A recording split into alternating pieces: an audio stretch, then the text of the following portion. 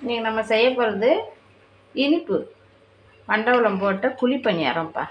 இந்த குழிப்பணியாரத்துக்கு மாவு வந்து நம்ம தனியாலாம் ஆட்டலை. இந்த மாவு என்ன மாவுனா இட்லிக்கு ஆட்டும் போது அரிசி மாவை தனியாக எடுத்து வச்சாச்சு.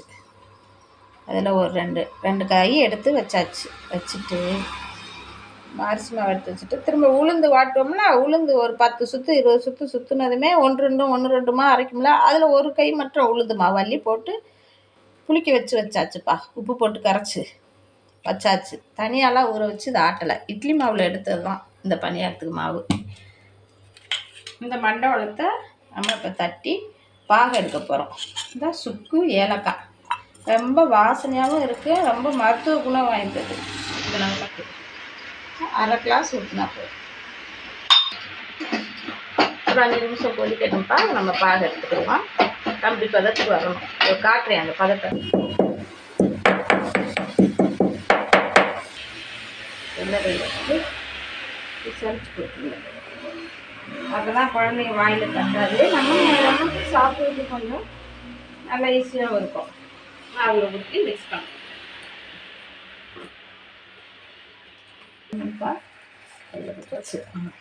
அப்படி கிண்டிக்கிறோம்ப்பா.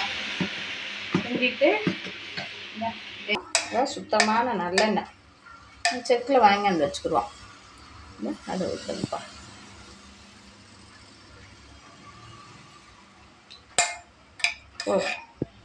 எண்ணெய் அதிகமாக ஊற்றினா மற்றும்போது நம்மளுக்கு அதிகமாக வேஸ்ட் ஆகும் கீழே மேலே. அதனால் நம்ம ஒரு கிளாஸில் ஊற்றி வச்சுட்டு ஊற்றுவோம். காஞ்சிருச்சு. இந்தா ஊற்றுற பாருங்க.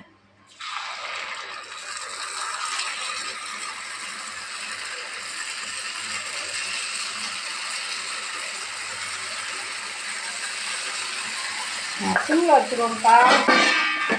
சிம்மில் வச்சு மூடி வச்சுருவோம். 2 நிமிஷம் ஆயிடுச்சு. எடுப்போம். எடுத்து பெரட்டி போட்டுக்குவோம். நல்லா இருக்கா?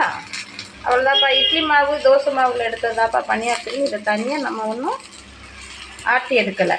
தனியாக இதுக்கு பக்குவம் பார்க்கலை. இட்லிக்கு ஆட்டும் போது 2-3 கை அரிசி மாவு அரிசி 3 கை, ஒரு அரை கை உளுந்த மாவு அள்ளி வச்சு நம்ம தனியாக கரைச்சி வச்சதாப்பா. இதுக்குன்னு தனியாக நம்ம எதுவும் பண்ணலை. இந்த பாருங்க பணியாரம் பஞ்சுக்கா வந்திருக்கா. பார்க்கவே நல்லா இருக்கும். சின்ன பிள்ளைங்க என் பையன் இதை சாப்பிடவே மாட்டார். இப்போ விரும்பி சாப்பிட்றாரு.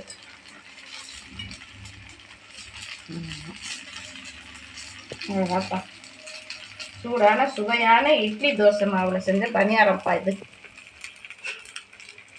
எதுக்காப்பா நம்ம வீட்டிலே வெளியில் சாப்பிட கூட நம்மளுக்கு வந்து இப்படியே இருக்கும். நம்ம வீட்டில் சுத்தமாக செஞ்சு பிள்ளைங்களுக்கு கொடுத்தா ஆரோக்கியமான உணவுப்பா.